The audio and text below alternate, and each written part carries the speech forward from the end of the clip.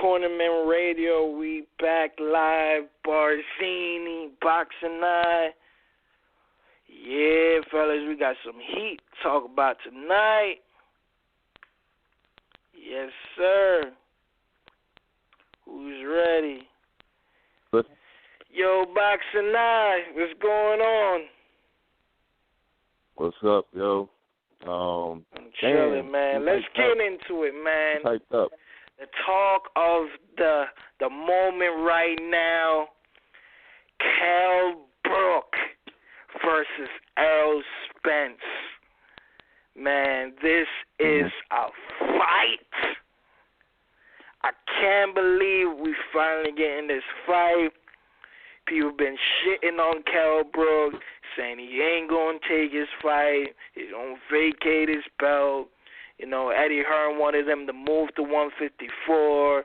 All the blabbers and all the talk. But the talk is done. The fight is going to happen May 27th. Yes, sir. I can't wait to see this fight. Man, I want you to talk, give your take on this fight, Boxingeye. What's your analyzation on this fight? Man, you got a train coming across the pond named Errol Spence.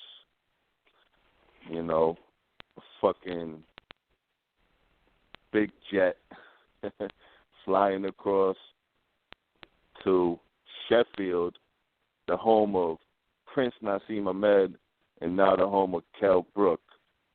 Now, when you go behind enemy lines, especially in the UK, we know the judges more than likely don't have your back.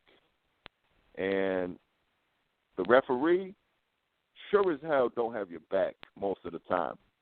So, and you said this to me yesterday when you told me, you're like, bro, he's got to knock him out. And it sunk in my head like, it's very possible that, because it's a close-ass fight, Spence might have to fucking break him down, chop him down, and get him out there late. Because Errol Spence's game plan is going to be to walk him down, test that eye, test that weight drain, take him into deep waters, and take him out. But Kell Brook, he's very slick. Pop with a 1-2, sharpest 1-2 at 147, my opinion.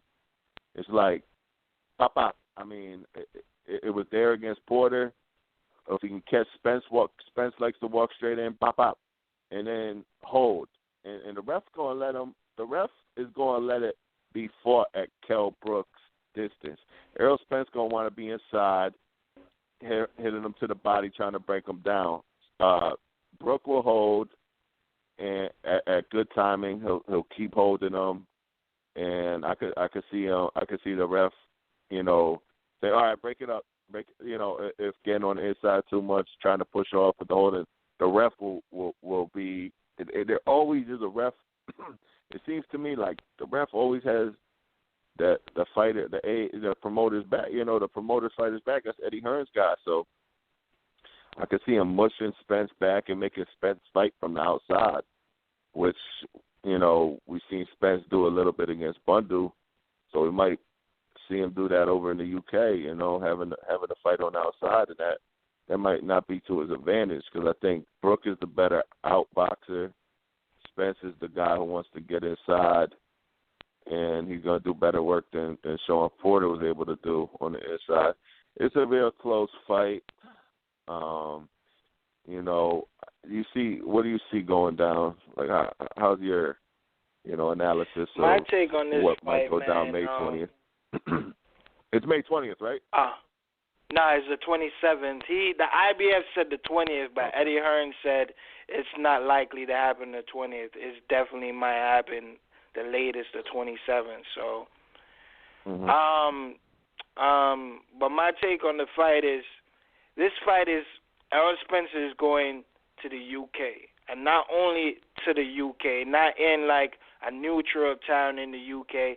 It's going to be in Kell Brook, hometown in Sheffield. So you analyze. You already said that is the referee going to be in his favor. Everything is going to be in Kell Brook's favor. We have seen Kell Brook fight two guys that notable, good names, really great names. We haven't seen Errol Spence get a great name, not by his fault, because he can't get the fight. He's finally getting the fight now, and it's going to be, Kell Brook is going to do the same thing, 1-2, clinch. 1-2, clinch. It's going to frustrate him. It's going to keep frustrating him. It's going to be all the entire fight. You know what I mean? To me, all I can see this fight, the only way I see Errol Spence winning this fight is getting a bunch of knockdowns in different rounds, not just knockdowns in the same round. It got to be at least 3 different rounds. 2. 3, because at least he will have 2 10-8 rounds, and it will be a draw. Well, that's 4 rounds, yeah. 3 rounds, that's 10. Oh, I hear you. That's 10-8. That's 6. That's 6 points in his favor, right? Mm-hmm. Yeah. So, the only way I see Errol Spence winning this fight is 3 knockdowns in 3 different rounds or a knockout. And I don't see him doing that. I don't see him dropping Kell Brook. I don't see him knocking Kell Brook out. Yeah. Kell Brook's a fucking you know what I mean? fighter, man. Earl Spence got a 90% KO ratio, but he's not doing that with Kell Brook. I'm sorry, man. Like I see everybody picking Earl Spence, but not people, not really trying to recognize that it's going to be in his hometown. It's not a neutral fight. We have seen Ricky Burns get fight wins in his hometown, and Ricky Burns lost to the fight in people's eyes, and he won the fight. The judges ruled in his favor. So my thing is, like, I just don't see Earl Spence getting the nudge. Even if this fight is close, I just don't see him getting the nudge. Now, if it was in America, now I could understand. Now I could agree with everybody else and say Earl Spence is going to win this fight. If the fight is close, yes. But it's in UK, in the Sheffield, in Kell Brook's hometown, his own city. There's no way Earl Spence is winning this fight. Kell Brook is going to win this fight. I've seen him deal with Sean Porter, a tough welterweight, you know what I mean, and clinched him. But that's what most champions do. Andre Ward clinched a lot. Klitschko did it. You know what I'm saying? Rigondeaux clinched. All these great boxers clinch. You know what I'm saying? If American didn't have a chin problem, he would win a lot more fights because he's a great boxer and he clinch a lot.